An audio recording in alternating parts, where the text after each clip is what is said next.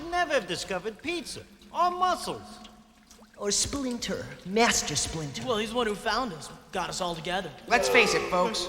We're the Fab Four of the 90s. One green, and two green. Yep. Yeah. This is our story. We were awesome. Hey, dudes and dudettes, it's the Turtles.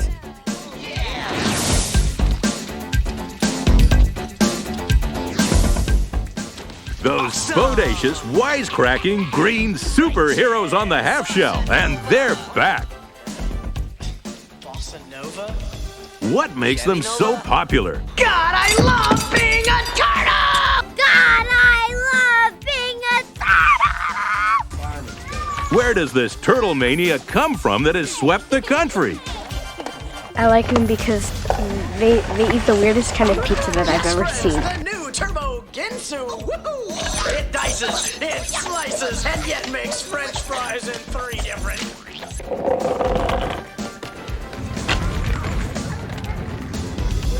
Just the word cowabunga, when you say that, people have said it makes you feel good. Cowabunga. Cowabunga! Cowabunga! We've gone behind the shells to find out who they are, where they've come from, how they are brought to life in the movies, and why kids line up at theaters from New York to Tokyo to see their exciting adventures. Donnie, give it up.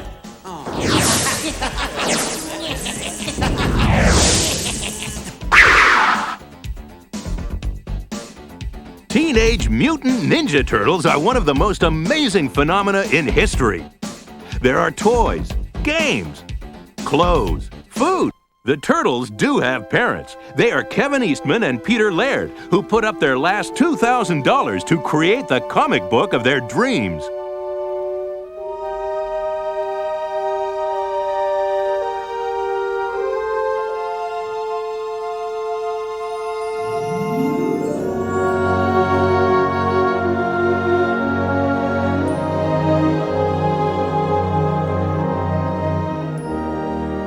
Peter and I came up with the Ninja Turtles, the Teenage Mutant Ninja Turtles, in a lot of ways out of a love of comics and out of some silliness. So late one night after watching some bad TV, feeling really silly, I did this drawing of a turtle with a mask on and nunchucks strapped to his arms to make Peter laugh. So then I had to do my own version of it and changed a few things, tweaked it a little bit, and threw it back at Kevin, kind of dueling sketches, and ended up, Kevin made a drawing of 4 turtles, each with a different martial arts weapon, and in pencil, which I inked and added to his Ninja Turtles, Teenage Mutant.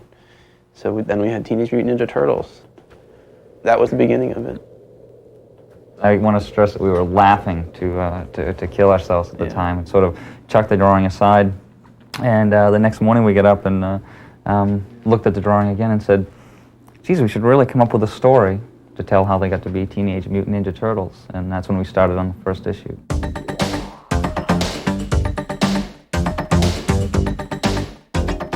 The characters of the Turtles could be pretty easily summed up by saying Leonardo is the leader, Raphael is the hot-headed one, Michelangelo is the fun-loving goof, and Donatello is the gadget guy. The combination of the 4 different personalities works really well. They play off of each other really well. They, being brothers and the personalities and the differences they have, they fight and have arguments, but they really come together in times of trouble.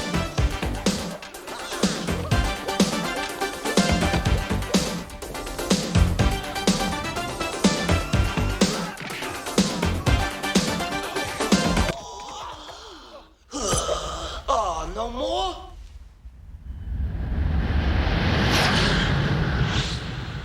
The Shredder, we were looking for, is probably one of the silliest way that we came up with the character. They have these cheese graters, are rectangular in shape with a handle on the bottom.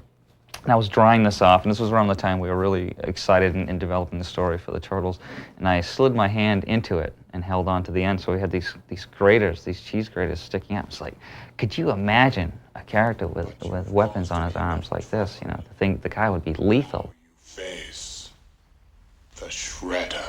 And we were like, Shredder, oh, what a name for a character. And so that's sort of where Shredder came from. I mean, he ended up not having cheese graters on his arm. that was his humble beginning. The Shredder? Maybe all that hardware's for making coleslaw. You are still. Well, Splinter is the father figure of the Turtles. He's their wise mentor. He's a Yoda type. Actually, his name is a parody of the name of a teacher of a Marvel Comics character called Daredevil, whose teacher was named Stick. So he said, "Oh, why not Splinter?" Kind of a chip off the old block, if you will. I suggest we all meditate now on the events of this evening. One of the major appealing things about the Turtles for kids is that they don't go out looking for trouble, and they want to be left alone to do their own thing. But when trouble comes, they can handle themselves. And I think that's really how most kids and most people, most adults want to be. You know, they don't want to have trouble. They don't want to, go out and be mean to people, but they want to be able to take care of themselves when somebody hassles them. And that's exactly what the Turtles can do. The Turtles only fight because they must, to save the city from the evil Shredder and his gang of thugs called the Foot, who are stealing everything that is not tied down. Along the way, we learn that they were mutated in some strange ooze, and that it's very hard to be both a ninja and a teenager. Anger clouds the mind. Turned inward, it is an unconquerable enemy. The first movie ends with the Turtles saving the city, Like this one suffering from shell shock. and the Shredder falling to his death, or so we think. We try to continue off from where the first movie ended. Real unanswered question was the ooze. Where did it come from? What was it? And what would be in that to cause the Turtles to mutate?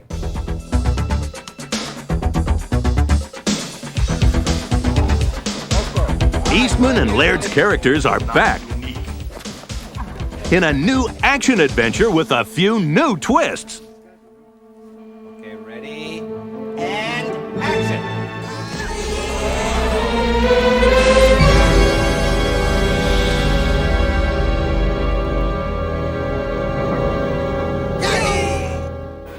A, 67C. Oop. This is the fun part.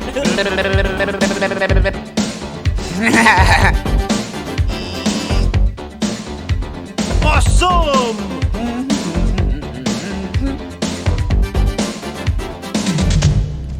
Look, I don't believe this.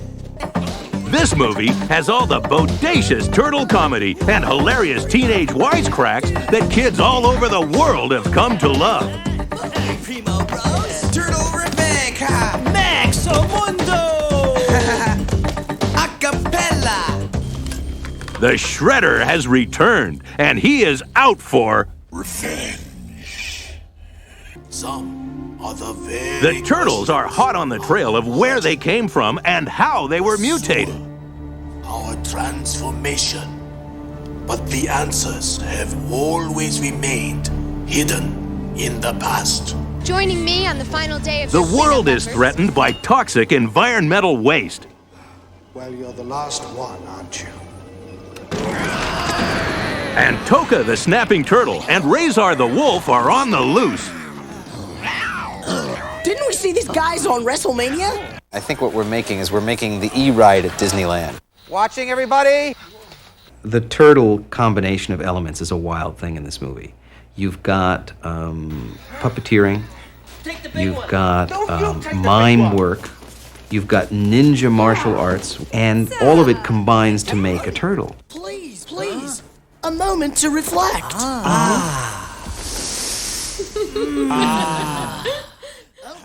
I think Michelangelo is a very warm character in this film, and I think that he really always finds the humorous side to every situation. Hey guys, check this. Wax on, wax off. Wax on, Mouth off. Donatello is more sensitive in this picture and more articulate. Well, I could try, but if the database is coded, the whole system might go down. Leonardo is very much the serious one, and the character who tries to lead the others. Still a little more stuff to help with, Michelangelo. Hey, I'm helping Donnie. Raphael is a much more humorous character in this movie. He is not as angry as he was in the first movie. Aha! Touchdown! Yeah! One of the things that's great about the Turtles, one of the biggest achievements that occurred in the first movie and in the creation of these characters, is you believe them. It's not that they're real. The kids know that they're actors in suits and that the heads are, remote controlled. In fact, they're fascinated by it, but they believe them. I'm the cool dude, Michelangelo. Your favorite and mine. I love surfing. I love pizzas. I love life. Didn't do that very well, did you? Let's try again. The Turtles, Splinter, and the new characters Toka and Razor are brought to life by Jim Henson's Creature Shop.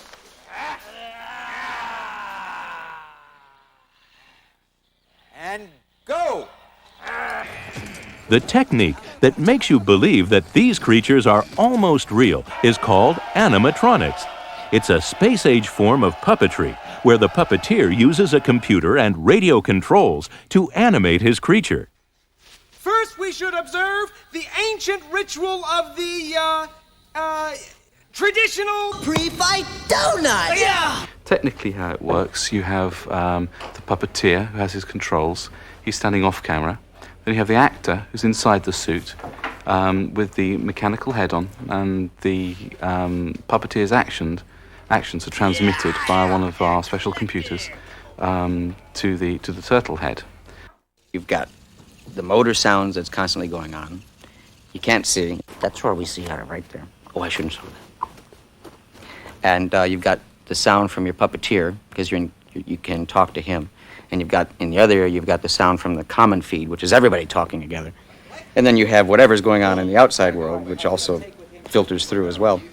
So it's basically like being in Grand Central at rush hour with a tin can over your head. It's a lot of fun.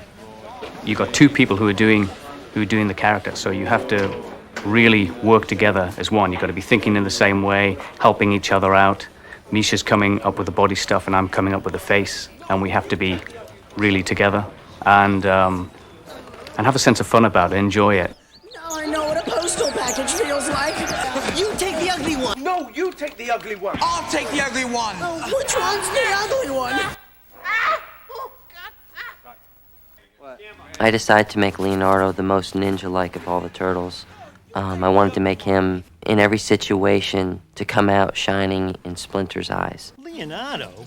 Yeah. What can we say about Leo? Whoa, boring. Just Who slightly. said that? Yeah. Good one. If I was to talk to Raphael, I would say, you gotta lighten up, dude. You gotta just chill out, go with the flow a little bit more. Believe in yourself. Basically, Raph's got one bad attitude. He's got a bad temper. Yeah, he does. Face it, about you got all a bad temper. You do. We love you, you knucklehead. No matter who we're fighting, or whatever situation we're in, Michelangelo likes to have fun. He's the cut-up.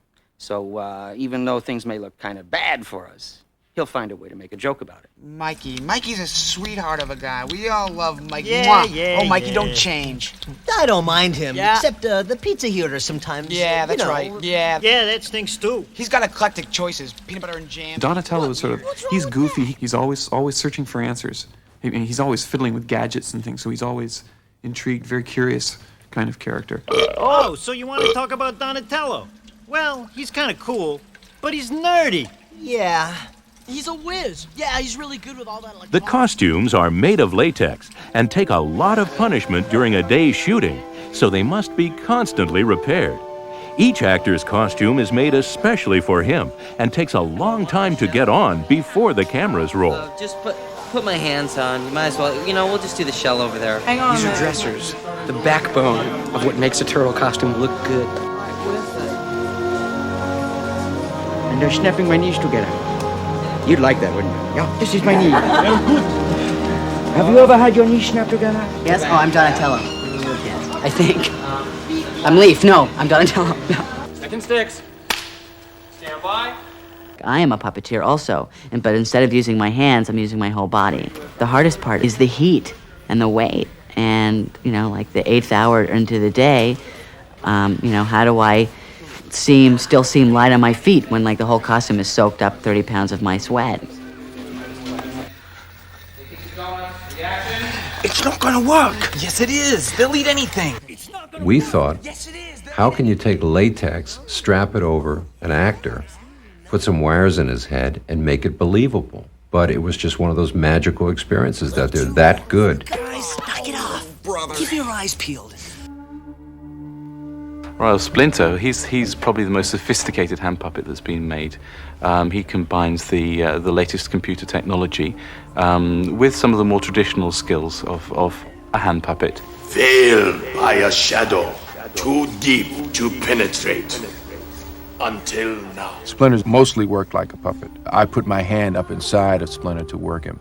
We do have another performer that actually does the expressions on Splinter's face. And we also have a puppeteer that does both arms of Splinter. So it takes about 3 people to make Splinter work. Come away from there.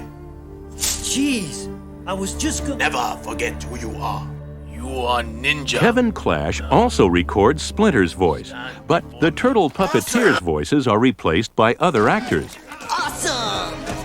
And so are Toka and Razor. We've got 2 new mutants in the movie. They are treated seriously. They are scary creatures up until the moment they open their mouths, which is about 1 minute into seeing them. Get off me! From that moment on, we play this incredible dance between comedic and serious. And that's the challenge of working with the creatures.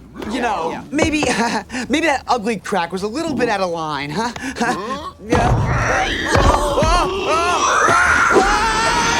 Another important part of the turtle character is their ability to fight.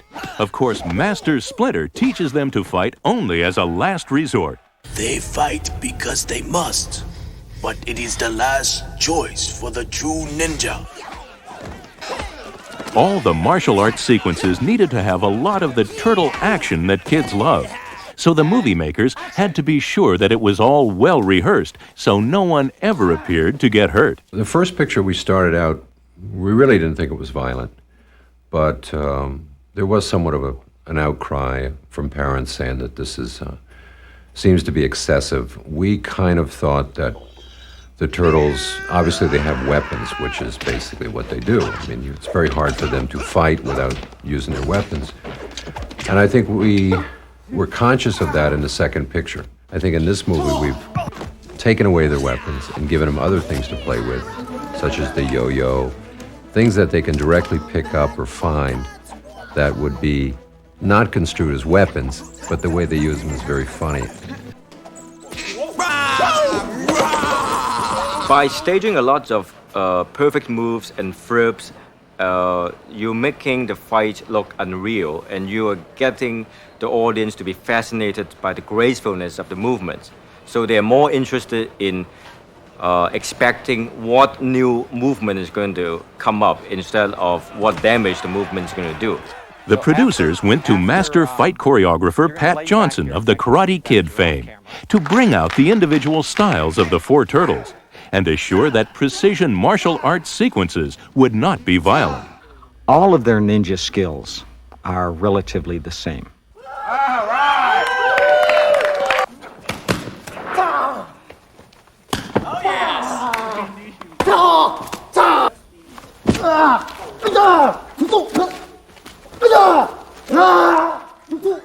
In fighting, Michelangelo tends to have the most fun with his fighting. I mean, he's just having a ball. Can we talk? Guess not! Beautiful.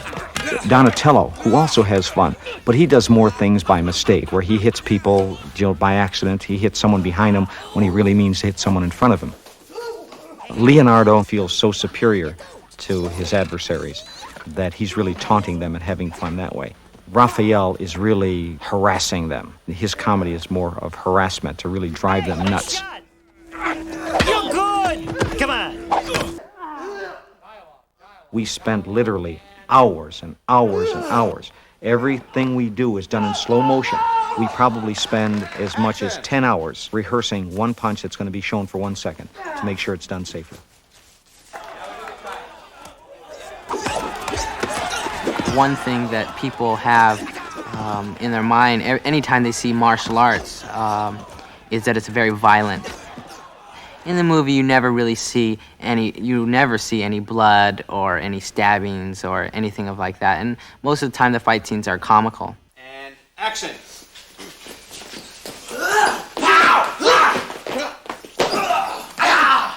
Stay down! Did I mention I study martial arts? One of the approaches I like to take with action sequences, and especially fight sequences in this movie, is to first start with a concept and an idea. Like the fight in the TGRI lab was basically a football match pursuit for the football, which is the canister of the ooze. Giving that idea to a choreographer like Pat Johnson gives him room and gives him lots of ideas to put it into very, very specific terms. Good. I don't get it. And action.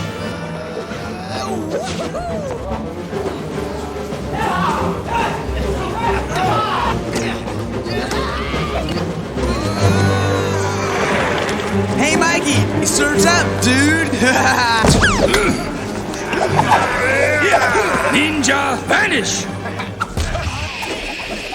Now that all the elements are together, it takes preparation and rehearsal for the people in the costumes and those outside to make the secret of the ooze an exciting action adventure with a lot of turtle comedy. Eclectic? Jeez. Oops. Everything in this movie had to get pre-planned because of the nature of puppets, creatures, special effects. Everything had to get worked out beforehand. Rehearsal in this movie was an essential process for two reasons. It gave us a chance to have the puppeteer and the actor in the suit, of the turtle suit, begin to become a team, begin to become one person. But I also used the rehearsal process to begin to overcome the obstacle between the real actor and the turtle. I found myself at the beginning looking at these, these faces expressive and falling into all of that, and the child in me coming out going, wow, and that sense of believing that, that they're real.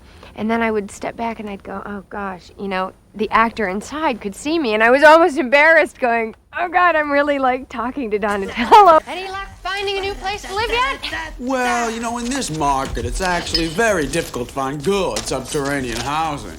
Hey, with April's help, Splinter and the Turtles battle Shredder and his new mutant warriors to save the world's environment. Will now be your undoing. They also discover how they were mutated. An unknown mixture of discarded chemicals was accidentally exposed to a series of radiated waves, and the resulting ooze, as you put it, was found to have remarkable but dangerous mutagenic properties. And learn some important lessons about life. I thought we'd find out we were special. Do not confuse the specter of your origin with your present worth, my sons. I don't believe him. There's just got to be more to it. In the middle of all these adventures, they create a new song and dance called the Ninja Rap. 1, 2, 3, 4, 5, 6, 7. The Ninja Rap has been choreographed to turn everyone's favorite dudes into the most marvelous martial arts dancers around. There's a combination of elements in the choreography. We try to lay the martial arts aspect of it, this kind of stuff, and the just the strong, powerful percussive hits that come into martial arts against the street dance hip hop kind of choreography. It's like mutant hip hop. Devastate the show what the turtles are saying. Ninja, ninja, rap, ninja, ninja, rap, ninja, ninja. The Ninja Rap is performed in the movie by one of the hottest rap groups in America, Vanilla Ice, which makes the song and dance turtle-rific. Is here with a new jack groove, gonna rock. roll the place with the power of the Ninja Turtle base. Iceman, you know I'm not playing. Devastate the show like the turtles are saying. Ninja, ninja, rap. Ninja, ninja, rap. Ninja, ninja, rap. The Turtles could dance to the ninja rap for a long time, but of course, that's not the end of the story. There is a final confrontation with the Shredder that has a twist to it. But it must remain a mystery, at least for now. I'd say that's pretty much a wrap. Yep. Cowabunga? Cowabunga! Yeah! Cowabunga! Teenage Mutant Ninja Turtles 2 is an exciting action comedy for kids of all ages. The Turtles started with pen and ink and are now larger-than-life idols who have taught kids a few things. To obey their parents, most of the time. To protect the environment. To only fight in self-defense. And to be teenagers and share their adventures with the world. I'm Leonardo. Ninja is a master of himself and his environment. I'm Michelangelo. Well, the lives of two people don't amount to a hill of beans in this crazy world, Ilsa. That's why you're getting on that plane.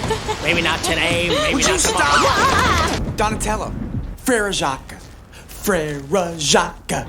I'm Raphael. Any of you guys ever heard the expression fair fight? I've said it before, and I'll say it again. Man, I love being a turtle. I love being a turtle!